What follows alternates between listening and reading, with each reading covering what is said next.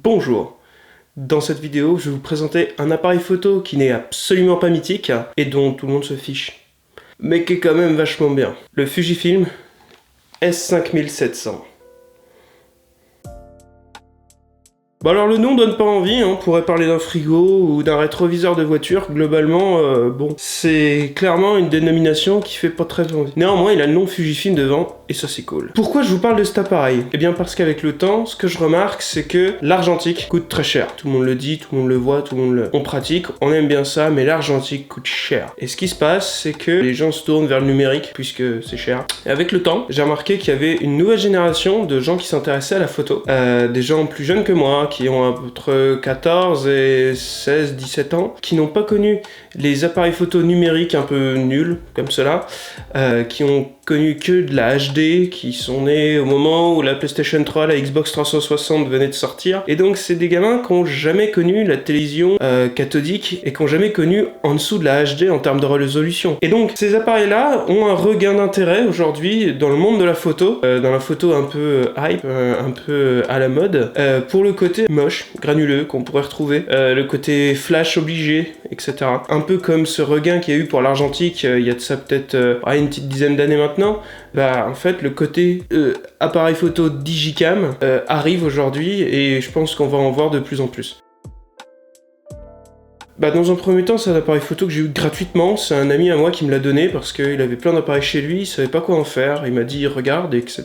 Et celui-là fonctionnait. Je me suis penché un peu dessus, me rendant compte que il avait plusieurs bons points. Déjà, il a une excellente optique qui correspond à peu près à un 24 mm jusqu'à 200 mm, ça fait une grande amplitude focale. Il a une ouverture quasiment constante de 3.5, 3.7, ce qui est énorme. Il a un capteur CCD de 7 millions de pixels. Alors 7 millions, franchement, ça donne pas envie, hein. Personne ne veut un capteur de 7 millions de pixels, même ton téléphone fait mieux. Ce petit machin, c'est pas tellement le million de pixels qui va faire la photo. Là-dessus, ça va vraiment être le type de capteur. Alors c'est un capteur CCD. La différence des CCD par rapport au CMOS, pour faire court, c'est la montée en ISO. Donc la différence d'un CCD par rapport à un CMOS, les CMOS étant les capteurs les plus utilisés aujourd'hui, le capteur CCD va présenter le désavantage de ne pas pouvoir monter très haut en ISO.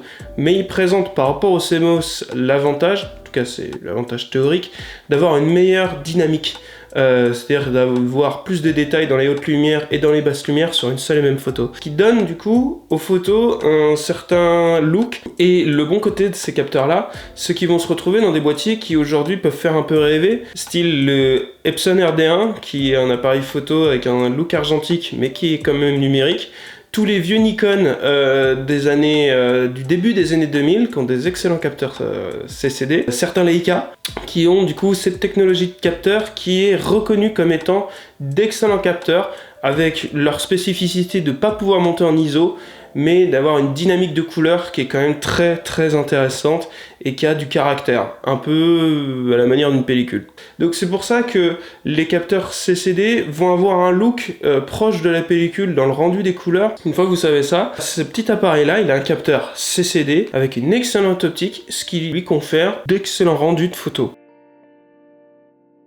Donc pourquoi je vous parle de cet appareil? Eh bien parce que je l'ai testé donc en photo de rue, un petit peu en portrait. Bon bah il a des défauts et puis des qualités. Je dirais que ses défauts c'est la prise en main globale, c'est-à-dire que si vous devez shooter en manuel ou en priorité ouverture ou vitesse, il est pas très bon. C'est pas ce qu'il y a de mieux et on sent qu'il a vieilli. Il est plus utilisable en auto parce qu'il est prévu pour ça. L'autofocus c'est pas bon du tout, il est pas rapide. Comme pas très bon côté, l'écran est pourri. Si vous avez un peu d'angle vous voyez plus rien. Mais par contre, les bons côtés, c'est l'optique qui est impeccable, l'optique est superbe. Il a un petit viseur qui est pas mal, les rendus de couleurs sont superbes, les rendus en noir et blanc sont bons, même s'il faut quand même remettre un petit coup de noir et de blanc dans certaines parties de l'image, parce que il fait des noirs et blancs qui sont un peu fades, mais qui sont bons quand même. Un avantage qu'a cet petit appareil, c'est d'avoir 3 filtres photo. On va avoir le standard, le diapo et le noir et blanc, donc ça c'est chouette. Et puis bah il a un flash intégré, donc ça en fait un petit bridge familial du début des années 2000, tout ce qui est de plus classique.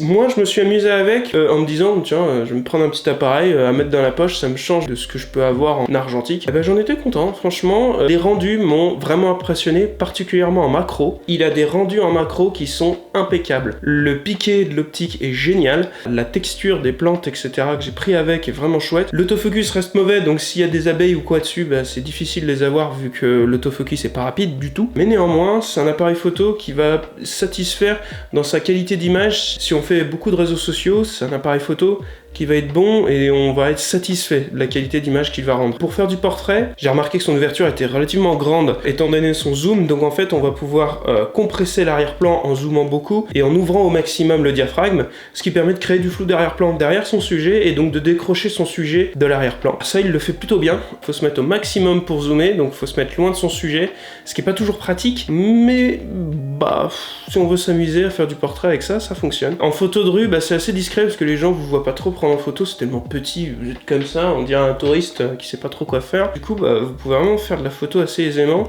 Vu qu'il a un grand angle, vous pouvez shooter au niveau de la hanche, au niveau du bassin ou même au niveau de la poitrine, comme ça marche bien. Avec son petit viseur, si vous voulez faire quelque chose de précis, le viseur est pas très bon, mais si vous voulez faire quelque chose de précis, on peut se mettre au viseur assez aisément, il faudra juste appuyer sur une touche, parce qu'il n'y a pas de détecteur dessus. Et puis voilà, ça en fait une petite digicam vraiment hyper appréciable pour les gens qui ont envie de retourner un peu dans l'ancien, mais avoir quand même une qualité d'image qui est chouette. Moi j'utilise surtout le filtre Velvia, qui correspond à de la diapo, parce que c'est très bon, c'est vraiment très bon. Donc en résumé, cet appareil photo, il va se consacrer vraiment à des gens qui n'ont pas envie de se prendre la tête, qui veulent un petit appareil pas lourd du tout, et qui a quand même une très bonne qualité d'image. Vous pourrez trouver des choses vachement mieux. Votre téléphone aura un rendu certes différent, mais avec un autofocus beaucoup plus rapide. Mais pour le coup, j'apprécie plus faire des photos avec ça qu'avec mon téléphone. Je trouve que les photos sont plus vivantes, et parce que le capteur est plus grand, on a plus de possibilités en termes de portrait. Après bon, ça reste quand même un vieil appareil photo qui est très lent. Mais voilà, c'est un petit appareil que j'apprécie et que je recommande pour ceux qui ont envie de s'amuser pour pas cher et qui veulent une alternative surtout à la pellicule photo, qui commence à vraiment coûter beaucoup. Et puis procurez-vous ça pour pas grand chose. Aujourd'hui ça doit coûter 50 balles, un truc comme ça, sur le bon coin, peut-être un peu moins. Donc je vous laisse une petite suite d'images afin que vous fassiez une idée de ce que ça rend. Et puis à bientôt dans de nouvelles vidéos.